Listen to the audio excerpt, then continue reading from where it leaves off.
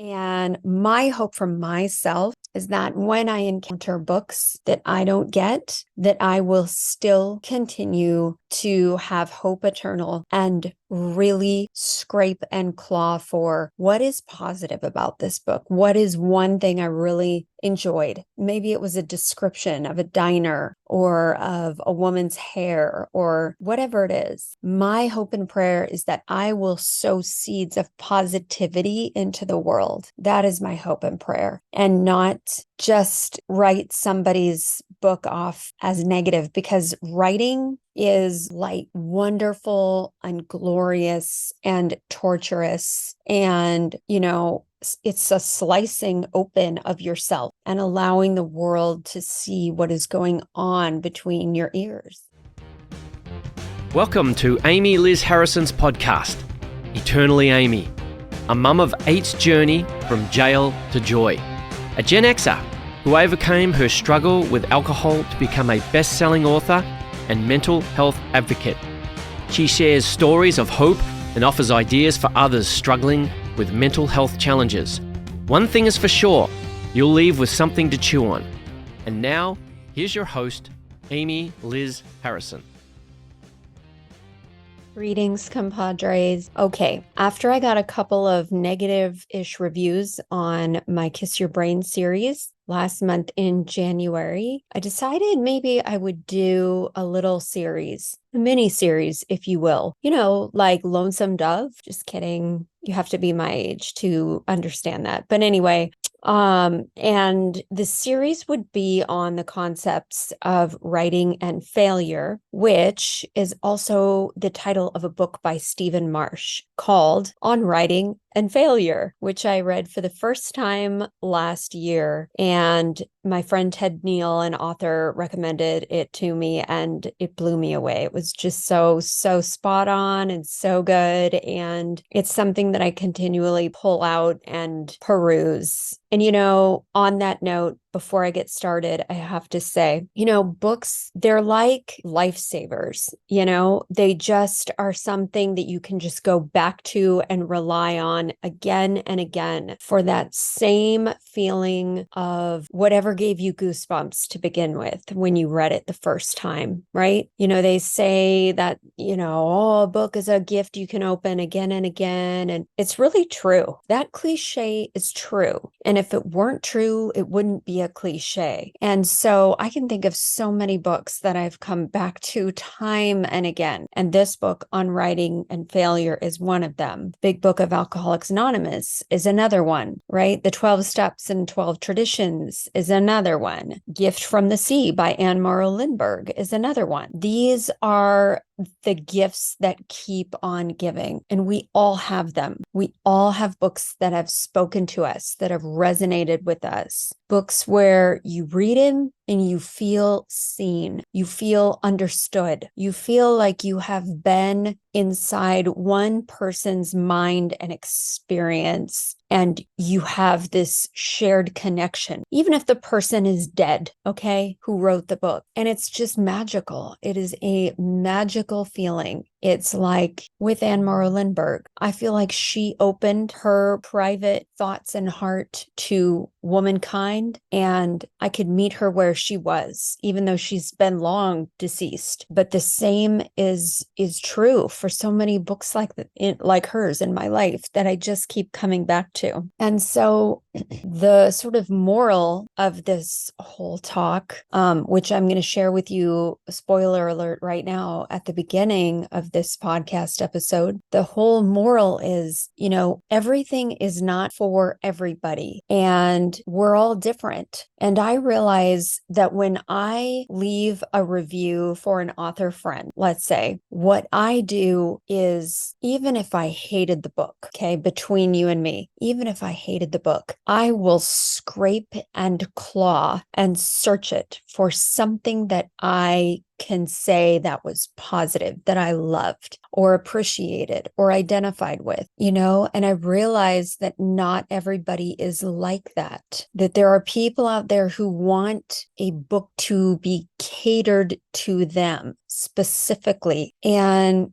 I can't do that personally. Not only do I not have the skills to do that. I don't have the heart for that. And I did mention last time in this series, there's a formulaic approach to writing to market, writing specifically to sell books, which to me is amazing anyway, that people can make money off of books because, it's not like playing, Holiday by Madonna over and over on repeat. There's, there aren't these licensing, copyright things happening with books. If somebody has a paperback copy of a book, they can easily just lend it to somebody else or give it to somebody else, right? And so even if you're selling a ton of books, I would say it's tough to make money. I know people who do, and I am friends with them, and they have very strategic practices and things that they do, and also extremely strategic genres that they write for and about. And they are self-publishers also, but they have really specified topics that they discuss, and they're usually fiction. And they've come up with a formula that is basically rinse and repeat for them, which, don't get me wrong, I love a rinse and repeat formula.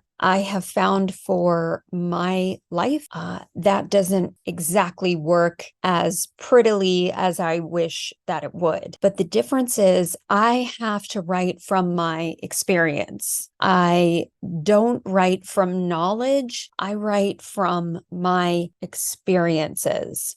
That may change someday. You never know. I could switch genres. I could try my hand at something else. And I could definitely, if I wanted to write to market, I could definitely do that. But it would not be in the nonfiction space. And I'm just not sure that my heart would be in that. So I don't know if that makes sense to anybody out there, but I've got to be genuine. I have to be authentic. And I'm not sure that that would translate to fictional characters for me. It might, and that might be something down the road that I would do or try. But for now, this is the space that I'm in. This is the time period that I'm in, right? This is the present moment, and this is what I'm writing. And so when I read those couple of reviews that were kind of negative and kind of nitpicky, and the people who wrote them clearly did not get what I was trying to do, and that is okay. They don't have to get it. But it was kind of one of those things where, and I generally, by the way, don't even read negative reviews at all. But my business manager sent me some reviews that were negative and basically said, I hope this is helpful to you. And I thought at first, is this helpful to me? And then I thought, yeah, it is helpful. Yes, this is helpful to me. Because I am not everybody's cup of tea. I am not a communicator who can communicate to you a book and a perspective and a vantage point that you may not have had. I can't do that. I can't cater toward a certain type of person. I can't unsee what I've seen and been through, if that makes sense. And so my world, my lens differs from a lot of people out there. And that is okay. It is okay. And it's all right for them to totally not get it, have it go over their heads, / seem inappropriate, because let's face it, how many children's books are about alcoholism, depression, being bipolar, eating disorders? It seems like a juxtaposition. It just seems like a mismatch, right? It doesn't seem like it's valid until you have experience with that particular ailment or mental state. And, it's okay. Even a lot of the therapists that I've worked with along life's way haven't necessarily been there and been through some of things that I've been through or watched my kids go through. Or does this make sense at all? So what I'm saying is, it's okay. If you don't get my twisted, messed up, at times off color, weird sense of humor, that's totally fine. I get it. And you know what? It's okay, because you're not my person. Do you know what I mean? Like that's okay. And my hope for myself is that when I encounter books that I don't get, that I will still continue to have hope eternal and really scrape and claw for what is positive about this book. What is one thing I really enjoyed? Maybe it was a description of a diner or of a woman's hair or whatever it is. My hope and prayer is that I will sow seeds of positivity into the world. That is my hope and prayer, and not just write somebody's book off as negative, because writing is like wonderful and glorious and torturous. And, it's a slicing open of yourself and allowing the world to see what is going on between your ears. And that's not easy because you're always going to risk being misunderstood, and it's just part of it. Now I know that. But to be faced every day with that isn't something that I choose to do. I don't choose to go over and read negative reviews because I don't need that in my life. It's not going to change who I am. It's not going to change the spirit of authenticity with which I write. It's not going to change it. And so, that being said, I would ask people to consider when reading other people's reviews to just go, that's one opinion, and there's another opinion, and there's another opinion. And I've already, for me, come to terms now with the fact that I am not going to be selling books to make any kind of a living, that it's not about that for me. What it is sharing a piece of my heart and my experience with the world in whatever creative form and shape that takes. And some people will like that and some people won't. It's okay. It's truly okay. And so I'm not sort of like this person out here asking and begging for reviews on my books. I've come to terms with that's not a thing that I need in my life anymore. It's just not a thing. And there was a time not so long ago where it was really important to me. I was like, man, I got to get these like Amazon reviews, and how do I do that? And now I just realize it's not something I need in my life. It's just not something I need. If I were trying to make money, which all I've ever said I would like to make is enough to break even with my costs for writing. And so that's been my goal since day one.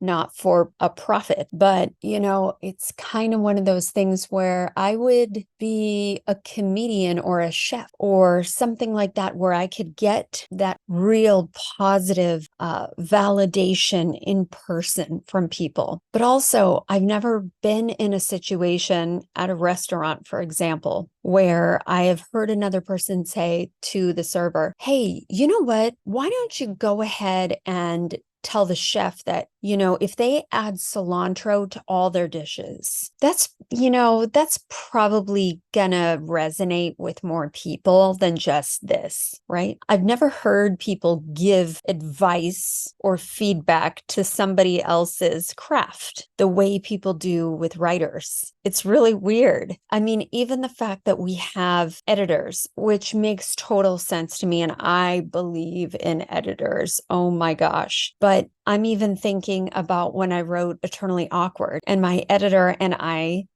had been over it and over it and over it. And we sent it to the formatter, and the formatter kept sending us notes back that said things like, I don't get this. What does this mean? What is this? And her perspective, of course, because her job was to read from the reader's point of view. Okay. And so there is often a lot of material that if you are not in the mental health space, or you don't have an active role in caring for your own mental health, or there are tons of things you're not going to get or understand about my books. And that's okay. That's truly okay. And it's just that I'm not your person. I'm not your author. I'm not for you. And there's nothing wrong with that. And I'm not going to define every little thing so that readers can understand what it is I'm exactly talking talking about, because I'd have to provide context for like everything in my books. So I say all this so that people will understand that, it's okay. It is okay if I can't make you understand. And being misunderstood, is attached to some core misbeliefs and, core woundings about feeling like I'm stupid and can't communicate, even though that was my major in college and I graduated and everything. I can't communicate an experience that you may not have had probably as accurately as you would like. And that's all right. Maybe it will change and get different someday, and maybe I'll be able to. But for today, this is just where it is for me, and it's all right. I'm at peace. I'm at peace. And I also, at the same time, don't need to be triggered into my misbeliefs and false narratives about myself that are really just old tapes from having ADHD undiagnosed as a child and having that infiltrate my life as I grew up, believing that I was dumb or stupid or behind, when really it's like, no, I grew up in Silicon Valley, like the tech capital of the world back then. So these tech parents had really savvy, intelligent tech kids and very different upbringings than I did, and may or may not have had some learning disabilities that were able to be catered to during that time period. One thing that our school district was great at catering to was something called the Gifted and Talented Educational Program. Guess who wasn't in it? Me, right? And so by the same token, though, I mean, I would have been put in special ed, really, truly, if they were to try to figure out how to deal with a girl who had ADHD. And I wasn't the only one, I'm sure of that, right? But I did go to the special assistance club for help with math. It was never my thing. I was made fun of even by family members for that my entire life. And so as I work on healing those core woundings, and I'm not 100% there yet because those are messages that I've had my entire life, right? So as I work toward healing in those areas, I don't need to be bombarded with more negativity. So I just choose not to look at it because I need to maintain my inner peace and my sobriety at all costs. Some days I can look at it. I have more of a backbone and a strength for it. Usually those are the days where I've had plenty of sleep. I'm not fatigued. I've eaten. I don't have a bunch of emotionally highly charged things going on in my life, because remember, this is just one aspect of my life. Writing is one aspect. I've got 8 kids. I've got their lives that, I am actively involved in, my husband's career. And I've got, for me, my own spiritual and mental health practices and tools. And so I've got these other things, and then I've got entities that I'm involved in, like 12-step groups, school groups. And so redefining success and failure, which I touched on last time at the end of the podcast, is something that I constantly need to look at and like back up when I get emotionally spun out and just go, hold on a minute. Who am I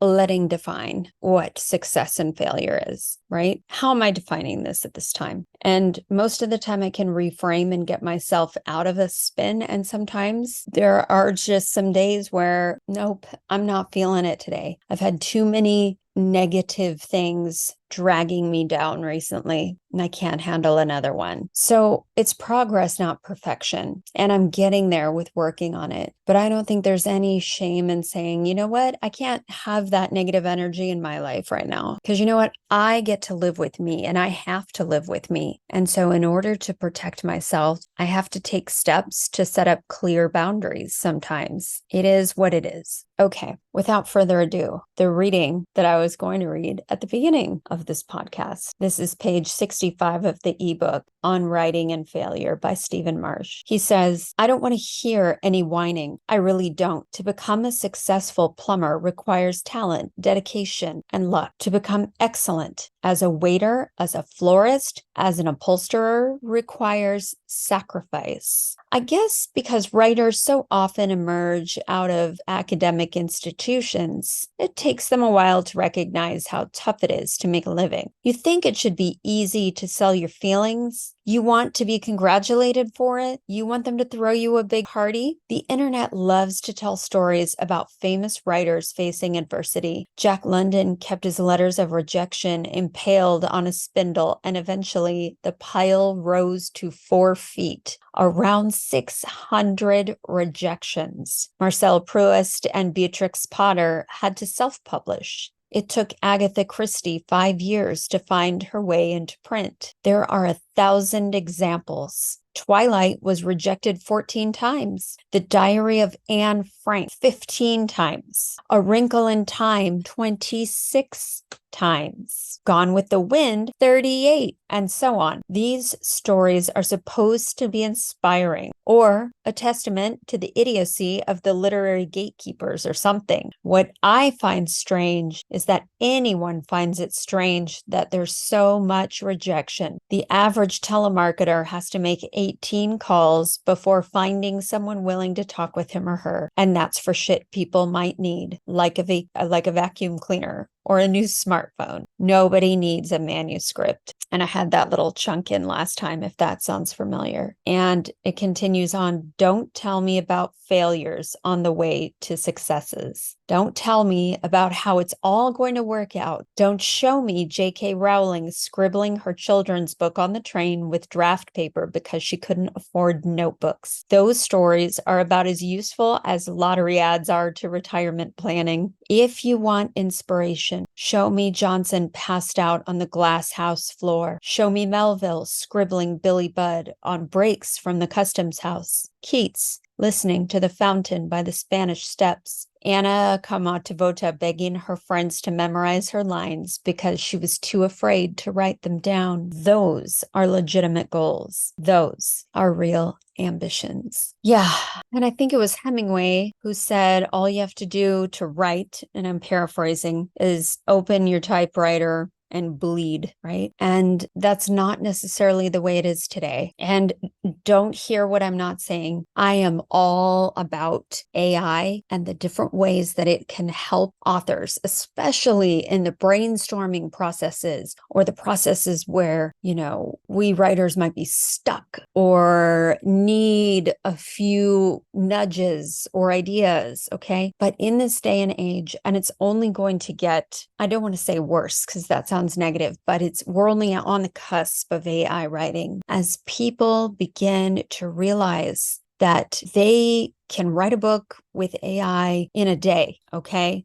It's going to be harder and harder to get that true emotion out in somebody's work, that true sense of who they are, the essence of who the author is and what the author was feeling. And it might be a lot easier to understand people's works if it's not generated by a real person. Although, again, I am not saying that everybody uses AI like that. I use AI in my newer projects that I'm working on, and I use AI to help me come up with a story arc for a feeling and emotion and experience that I've been through on how to make that more robust, how to really draw the focal points out of what I've written, and other things, just to kind of spitball back and forth with how would this particular book become a series? What do you see? And really, all it is to me, in my mind, is a 24-hour-a-day editor to bounce ideas off of and to brainstorm with and make Venn diagrams with and draw parallels with and make comparisons. So I use it too.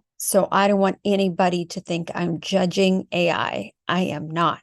Or if I am judging it, I'm judging it for the good. I'm here for it all day. So what I'm trying to say is we all have tools. We have tools to help us help other people find the positives in their craft, right? If you go to a restaurant and there's a meal that you absolutely hate, I don't know. Are you going to write a Yelp review about how horrible it was? Or are you going to try to find one thing that was decent, one thing you admired about the ambiance, one thing that was aesthetically pleasing to you, right? I think this is one of our jobs as fellow human beings, is to support each other in any way that we can, because writing is failure, right? In the world's eyes. It's just very rare to write books and then continue to write best-selling books and, make fame and money off of what you're doing. Elizabeth Gilbert herself,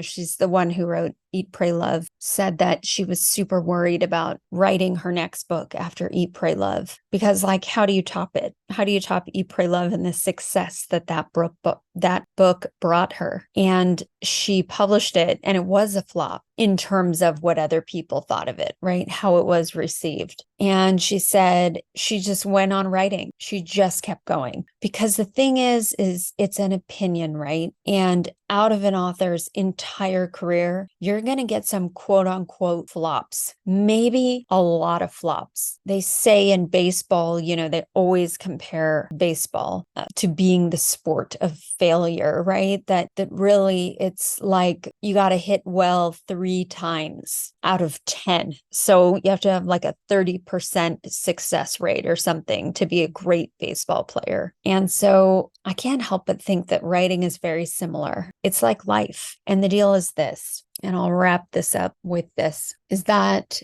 you win some things, you lose some things, quote, in life, right? That is just the nature of living. That is the nature of spiritual beings having a human experience on this planet. And we are the ones who attach meaning and words like success or failure. I mean, I would recommend, if you want to be a writer, have a day job.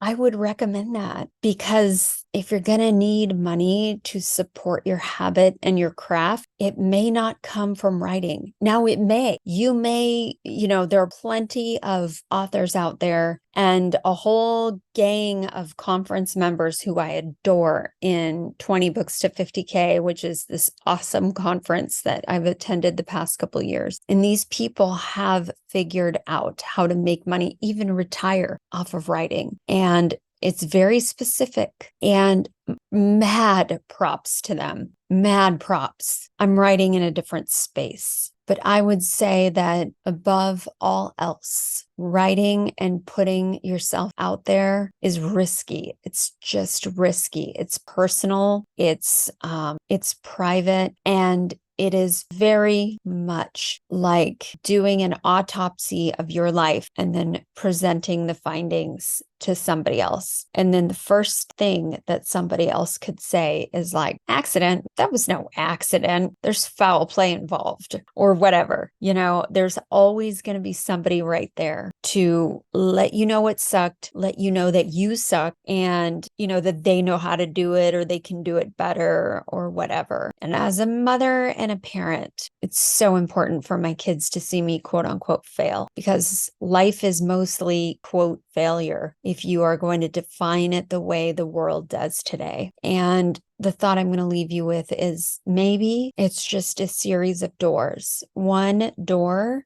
leads to another door, leads to another door, leads to another door. I have no idea how long I'll be writing, and I have no idea if this will be something that I continue to do throughout my lifetime. But I will say, at this point in time, as a parent and a mother who moves shit from the dishwasher to the cabinet to the table back to the dishwasher again, and has for 22 years had a lot of those kind of scenarios happening in my life, that's nice to publish something in my own voice and my own words and have it there on the shelf. I feel good about it. I feel solid about it. It's something that I've wanted to do since I was a very little kid. And so being that I've done that, and I'm still continuing to do it, gives me a lot of joy and satisfaction. And I know that it will fall into the right hands of those who need it. There's this saying, people who matter don't mind, people who mind don't matter. And the same is true with anybody who judges your writing and my writing. It's okay to have a different opinion. It's okay not to get it. And so with that in mind, just some little food for thought on failure and writing, on writing and failure. Remember to be kind, rewind. Thank you for the honor of your time. Take what you like and leave the rest behind.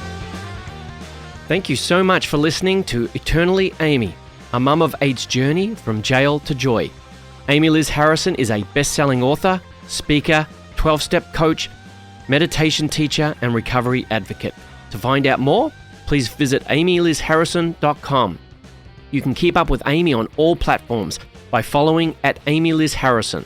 Please subscribe and review this podcast. It means so much to us if you do.